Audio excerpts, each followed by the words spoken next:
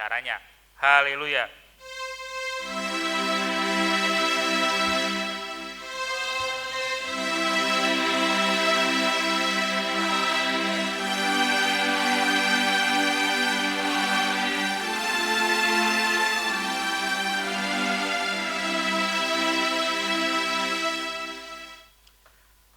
Rasa takut itu pasti pernah atau sering bahkan kita alami.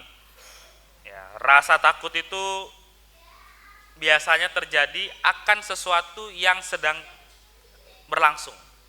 Ya, misalkan ada orang yang takut kegelapan, ya, itu kan karena sedang mengalami kegelapan kemudian dia merasa takut. Ya, atau ada orang yang takut ketinggian. Rasa takutnya kan baru muncul ketika dia ada di ketinggian, gitu ya. Dan seterusnya. Nah, tapi saudara-saudara, sebetulnya yang menyebabkan rasa takut itu muncul itu tidak serta-merta.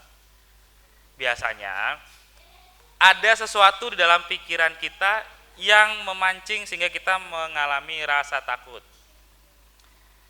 Kenapa sih kita takut sama kegelapan misalnya? Wah, takut tiba-tiba kalau di jalan ada orang jahat, ya kan pikiran kita. Atau kalau kita lagi di ruangan kemudian mati listrik, kemudian gelap gulita, kita takut apa? Takut tersandung, jatuh, takut nabrak. Kalau kita ada di ketinggian kemudian kita takut, ya sudah pasti takut jatuh, ya, takut roboh, gitu ya. Nah, saudara-saudara, jadi ketakutan itu biasanya adalah proyeksi atau pikiran kita sedang membayangkan sesuatu yang akan terjadi di masa yang akan datang, ya, sehingga kita merasakan yang namanya takut. Rasa takut itu juga bisa muncul karena pengalaman kita di masa lalu. Ya, kita pernah percaya sama orang, kemudian orang itu anggaplah berbohong, ya, menyakiti hati kita atau bagaimana sehingga kita tidak percaya lagi. Kemudian kalau lain waktu dia datang, kita muncul perasaan takut, ya, takut pengalaman yang seperti itu muncul lagi, ya, takut kita dibohongi lagi. Jadi rasa takut itu bisa muncul karena pikiran kita sendiri, karena pikiran kita memproyeksikan sesuatu yang akan terjadi di masa depan, atau pikiran kita mengingat sesuatu yang pernah terjadi di masa lalu. Nah, saudara-saudara, tapi sebetulnya rasa takut itu bisa dikelola dengan baik. Ya, kita harus menyadari kita ini punya ketakutan apa, ya, dan kita harus tahu penyebabnya apa dan solusinya apa. Kadang-kadang hidup yang dikuasai oleh ketakutan secara terus-menerus itu membuat perjalanan kehidupan kita ini stagnan. Ya, stagnan itu berhenti, gitu ya, tidak maju, tidak mundur. Ya, karena kita terlalu fokus atau selalu dibayang-bayangi dengan rasa takut itu di dalam diri kita, sehingga kita tidak berani untuk maju.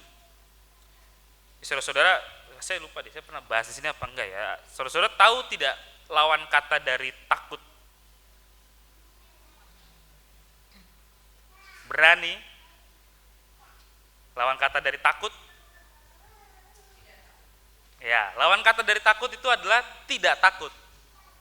Karena kalau berani, itu sebetulnya dia tetap takut, tapi dia itulah memberanikan diri, gitu ya, berani gitu. Sebetulnya dalam dirinya itu masih takut.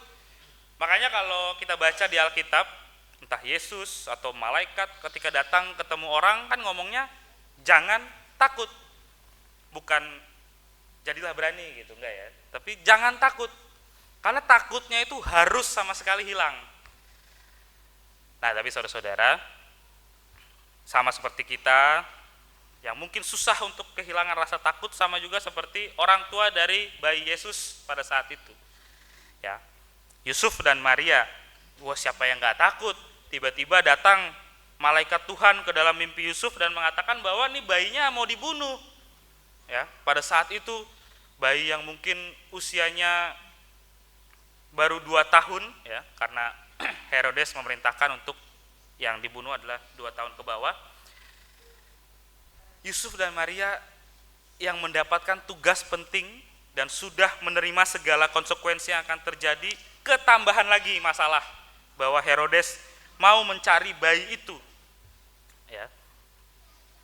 Yusuf dan Maria mengalami rasa takut yang hebat. Ya, sekali lagi ini karena Injil Matius, makanya perspektifnya itu dari sisi Yusuf. Kita melihat banyak sekali dari sisi Yusuf di sini. Ya.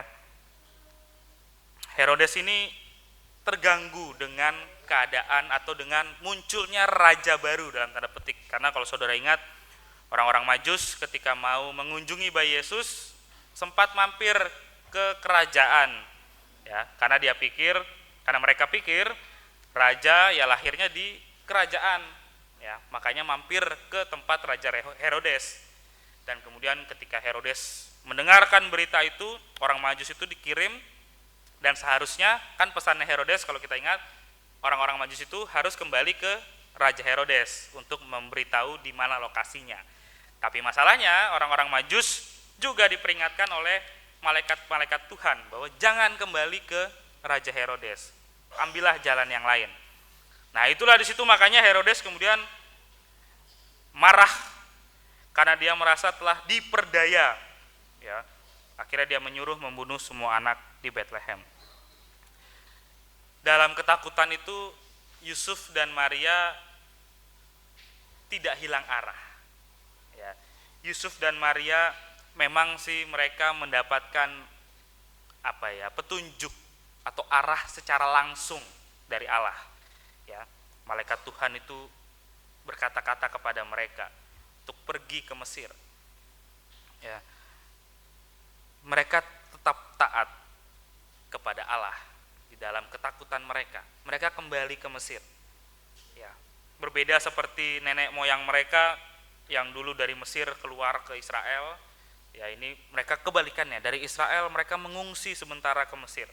Sampai akhirnya suasana aman dan mereka bisa kembali ke Israel, bisa kembali untuk hidup dan menjalani kehidupan mereka di tanah kelahirannya sendiri. Ya, tapi saudara-saudara yang harus kita lihat bahwa dalam ketakutannya Yusuf ini tidak mengambil keputusan secara sembarangan. Ya, dia tetap mendengarkan perintah dari Allah. Ya, dia mendengarkan segala petunjuk yang datang dari Allah, lalu dia menjalaninya. Dan karena Yusuf dan Maria itu taat, ya, kemudian tidak lama kemudian, ya setelah beberapa tahun, akhirnya setelah Herodes mati, ya Yusuf dan Maria bisa kembali ke tanah Israel, ke kampung halaman mereka. Ya. Nah, atas perkenaan Tuhan, ketakutan Yusuf itu menjadi salah satu sarana terwujudnya rencana Tuhan yang mulia. Kalau kita baca di Injil ini banyak sekali nubuatan yang tergenapi. Ya, yang pertama tadi karena mereka harus mengungsi ke Mesir, nubuat bahwa dari Mesir kupanggil anakku itu tergenapi. Ya, jadi Yusuf dan Maria ini bukan hanya mengungsi demi kebaikan mereka sendiri, tetapi tetap menjalankan karya Allah di dalamnya, meskipun mereka penuh ketakutan. Nah, saudara-saudara, mungkin setiap kita itu di dalam ketakutan kita akhirnya memilih untuk jatuh ke dalam godaan dosa, atau kita lalu mengalami pergumulan batin, mengalami tekanan hidup, mengalami penderitaan karena kita takut. Ya, tapi kita harus lihat semua beban hidup itu sebagai cara atau sebagai suasana yang mendorong kita untuk bisa lebih dekat kepada Allah dan kita bisa mengerti kehendaknya. Di kitab Ibrani tadi kita bisa melihat bagaimana hadirnya Kristus di antara manusia itu adalah cara Allah untuk mendampingi kita umatnya, untuk tidak takut dalam menjalani kehidupan ini. Ya. Kata dicobai pada Ibrani itu kita bisa pahami sebagai ujian untuk membentuk dan menyempurnakan iman kita. Ya, Iman yang sejati itu tidak bisa kita dapatkan secara cuma-cuma. Ya, harus rela, harus mau untuk diuji, harus mau untuk disempurnakan. Ya, dengan begitu kita bisa semakin percaya kepada Allah dan kita bisa melakukan kehendak Allah karena Allah sendiri yang bertindak memberikan pertolongan kepada kita. Nah, saudara-saudara, lalu di Yesaya juga kita bisa melihat bagaimana ketika manusia dalam kondisi kesesakan pun Tuhan tetap memberikan pertolongan. Penolongnya itu adalah Tuhan sendiri. Ya, kelahiran Kristus yang kita rayakan kemarin itu jadi bukti bahwa kasih Allah itu tergenapi di dalam dunia ini. Ya, sampai nanti kita merayakan Paskah, ya, Allah sendiri yang hadir menjadi manusia. Ini masih ada bayinya ya. Lalu dia tumbuh berkembang sebagai manusia dan akhirnya mati juga sebagai manusia. Tetapi dia tetaplah Tuhan yang menebus setiap dosa dan kesalahan kita. Itu bukti bahwa pertolongan Tuhan itu nyata. Jadi Tuhan itu selalu menolong kita dalam penderitaan kita, termasuk di dalamnya ketakutan kita, sehingga kita bisa hidup penuh dengan pengharapan. Nah, akhirnya saudara-saudara, semua pertolongan Allah yang kita alami itu harus kita balas dengan pujian kepadanya. Ya, pemazmur tadi mengatakan bagaimana seluruh pergumulan hidup kita adalah seru puji kepada Allah.